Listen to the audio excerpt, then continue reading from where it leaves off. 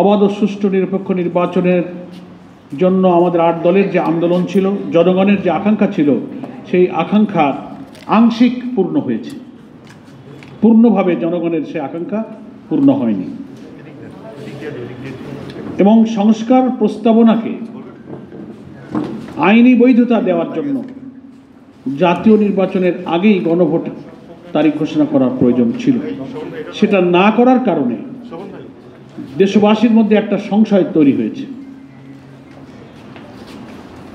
যেসব যৌক্তিক কারণ 8 দলের পক্ষ থেকে বলা হয়েছিল যে এই কারণে গণভোটটা আগে হওয়া দরকার, তারপরেও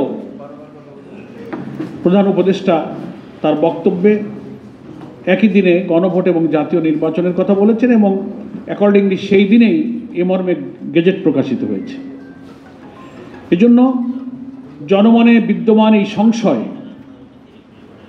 এবং যে সংকটের সৃষ্টি হলো বা আমরা যে আশঙ্কা করেছিলাম, প্রধান উপদেষ্টা একই দিনে ভোট কথা বলার কারণে যে সংশয়, তা সরকারকে দূর করতে হবে।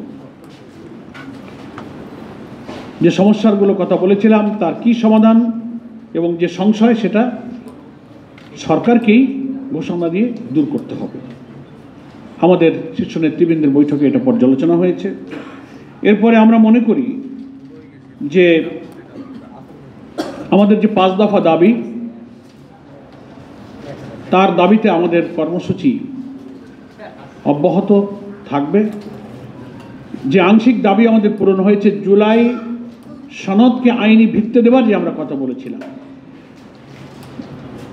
আন্দোলনরত দলগুলোর ঐক্যমতের ভিত্তিতে যেসব সংস্কার প্রস্তাবগুলো ঐক্যমতের ভিত্তিতে জুলাই সনদে স্থান পেয়েছে এবং জুলাই সনদের আইনি ভিত্তির জন্য আদেশ জারির কথা আমরা বলেছিলাম, এই কাজটা হওয়ার কারণে এটাকে আমরা ইতিবাচকভাবে দেখছি এবং এটার জন্য আমরা সরকারকে মোবারকবাদ জানাচ্ছি। এবং একই দিনে গণভোট আর জাতীয় নির্বাচনের যে সংকটে পড়বে, এই সংশয়টা সরকারকেই দূর করতে হবে। কিভাবে দূর করতে হবে সেটা সরকারের উপরেই বর্তায়।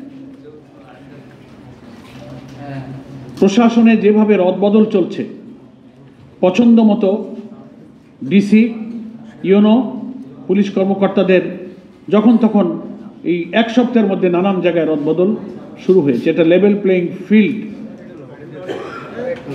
মাঠে নির্বাচনে সব দলের সমান অধিকার, এই সমতা রক্ষার যে দাবি আমাদের 5 দফার অন্যতম দাবি, সেটা ভঙ্গ হচ্ছে। আমরা দেখতে পাচ্ছি একটি দলকে খুশি করার জন্য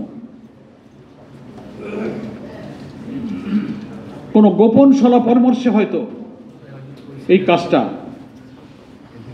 চলছে। এ ব্যাপারে প্রধান উপদেষ্টাকে নিরপেক্ষ থাকার জন্য আমরা আহ্বান জানাচ্ছি। তিনি প্রতিশ্রুতি দিয়েছিলেন যে সব ব্যাপারে আমি নিরপেক্ষ থাকব, এগুলো আমার দায়িত্ব, আমি দেখব।